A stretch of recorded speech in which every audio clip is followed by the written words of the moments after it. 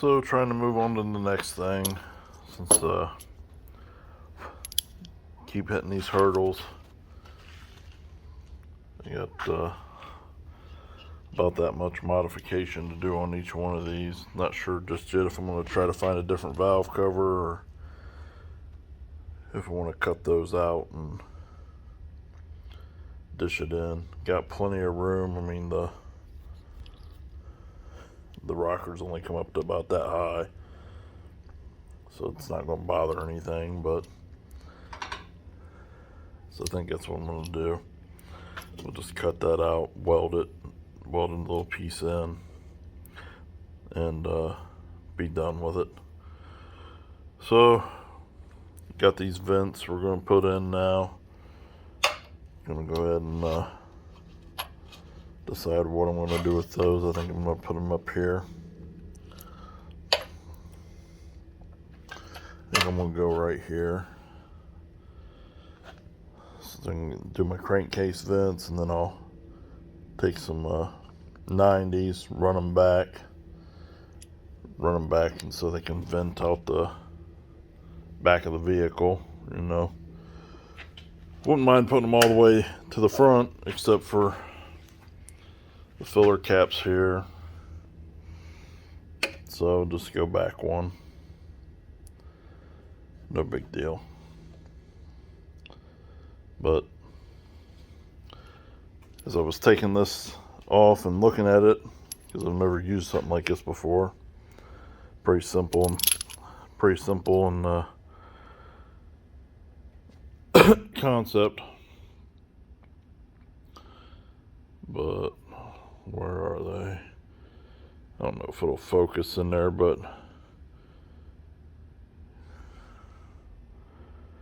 anyhow, yeah, you can kind of see it in the hole there,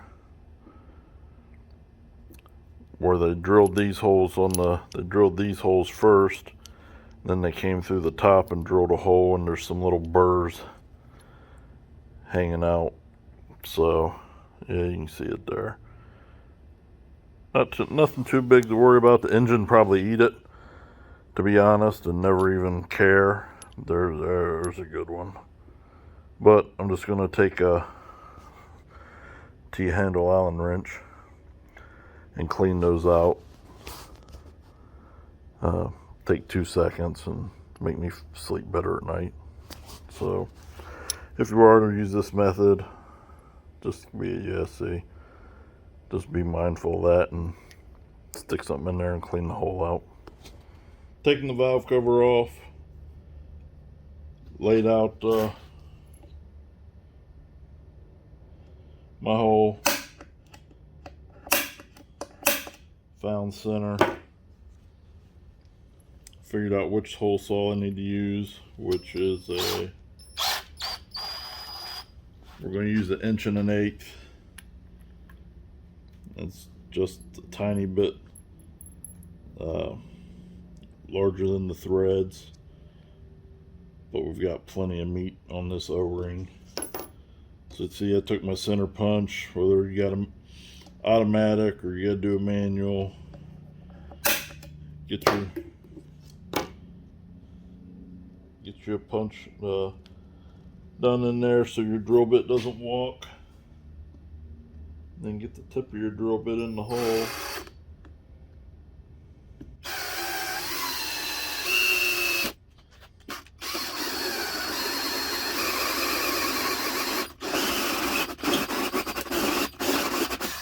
Just slow and steady for me. I'm not in a hurry.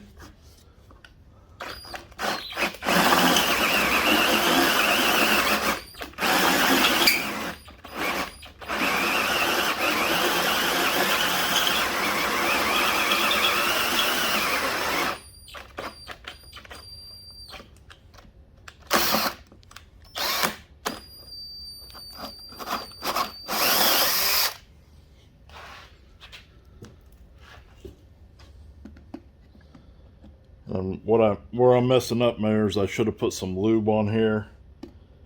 The aluminum's getting soft, and it's actually kind of getting melted into the bit, into the teeth rather, and making it difficult. So just pull it out and give it a few seconds to cool down. The hole saw, that is, and the aluminum, and everything's good to go.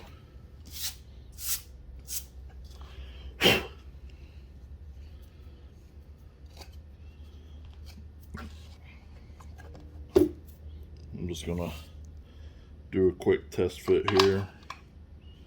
Bada bing. So we're good to go. Now I'll get some compressed air, blow all this off so we don't get any shavings in the engine, and then take a file, clean up this bird edge on both sides, inside and out.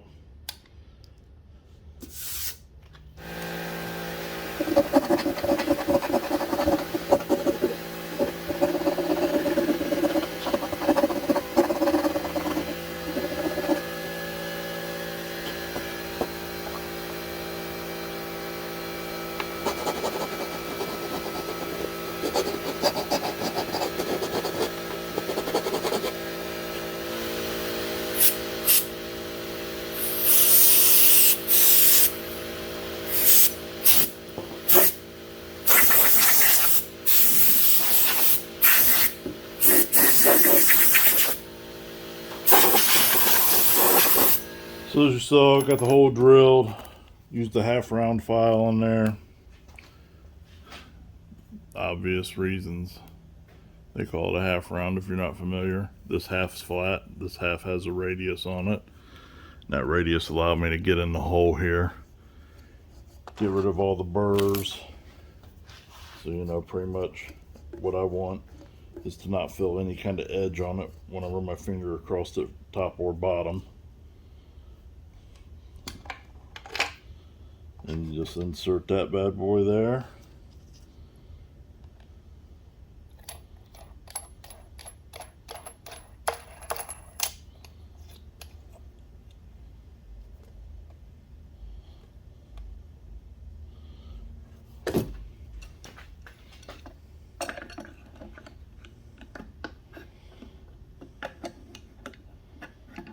Oh boy.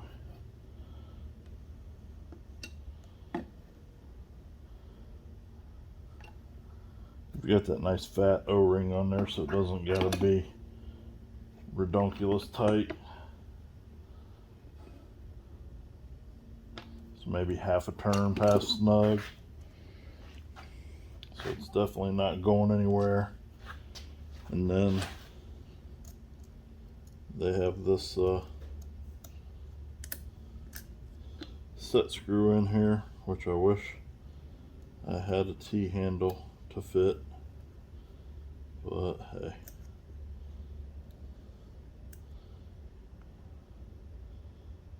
So we'll just crank that Allen screw down. That'll keep the nut from backing off. And now we've got half our crankcase ventilation done.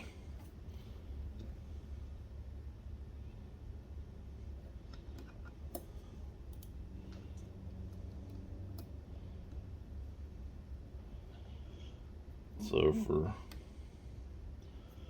originally, I mean, I have to cut these for the headers now, and I didn't know that at the time. But originally, I just wanted to buy these and be done. Didn't want to weld on them or modify them at all.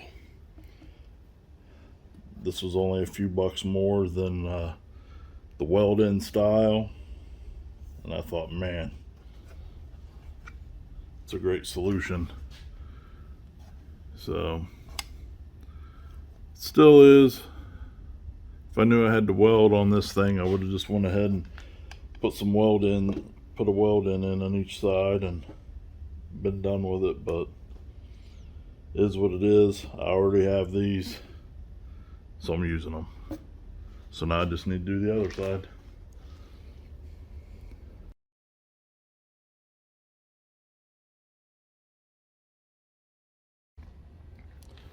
So there's what it looks like installed on the motor. I don't have any I don't have my dash 1290s or anything yet, so. But that'll, it gives you an idea. Pretty simple. I mean, all the way around to do both valve covers, pull them off, and install these. Half hour to an hour, depending on your skill level, and your tools. You know, fairly simple, straightforward. Great way not to, you know, if you don't have access to a welder or someone to weld them for you, great way to get your crankcase ventilation done, DIY style. So, again, not overly difficult. Yeah, stop that.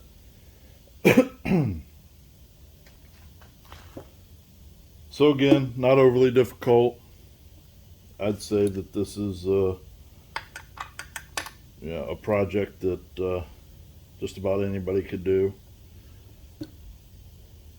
These won't work with a stock valve cover. Obviously, it's got to be one of these raised guys or something taller than the stock. But for an LS, anyways, conventional or you know, conventional small block Chevy, big block Chevy, whatever. You know, as long as you got the clearance in there, Ford, it don't matter, Toyota. As long as you got the clearance in there, you're good to go. So, they have two versions of this at Jags. They got the dash 10 and the dash 20. 52231 is the, I said dash 20, dash 12. 52231 is the Jags part number that I used for this. I don't know what the part number is for the dash 10 if you were wanting to use that, but for the dash 12, there it is. So, easy to use, easy to install, great way to vent your crankcase. So any questions or comments, put them in the section below here. Hit the subscribe button. Let me know what you think. And some good progress. As always, not fast enough for my liking, but what the hell, right? We'll get there. Appreciate you guys tuning in, checking this out. Let me know what else you'd like to see.